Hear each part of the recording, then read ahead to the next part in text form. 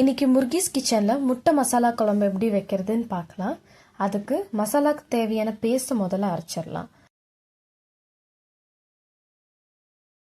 ஒரு ஜாரில் பட்டை, லவங்கம், இஞ்சி, ஒரு 10 பல்லு பூண்டு, பிரியாணி இலை, சோம்பு, அதுக்கப்புறமா ஒரு கைப்பிடி அளவுக்கு தேங்காயும், ஒரு கைப்பிடி அளவுக்கு கொத்தமல்லியும், ஒரு முழு தக்காளி, அரை வெங்காயம் இதெல்லாம் போட்டு நல்லா பேஸ்ட்டாக அரைச்சி வச்சுக்கோங்க.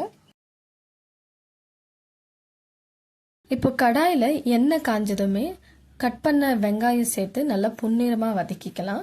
அதுக்கப்புறம் ஸ்லைஸ் பண்ண தக்காளியும் கருவேப்பிலையும் சேர்த்து நல்லா வதக்கிக்கோங்க.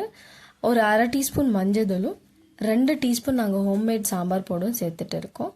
இப்போ அரைச்சி வச்ச பேஸ்ட்டை அதில் போட்டு நல்லா பச்சை வாசனை போகிற வரையுமே வதக்கிக்கோங்க. அதுக்கப்புறம் உங்களுக்கு தேவையான அளவுக்கு தண்ணியும் உப்பும் சேர்த்துக்கோங்க.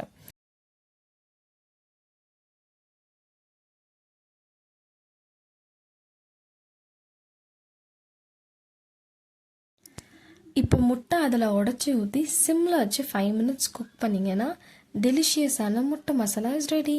அண்ட் இதுக்கு சப்பாத்தியோட சாப்பிட்டிங்கன்னா இன்னும் சூப்பராக இருக்கும். தேங்க்யூ.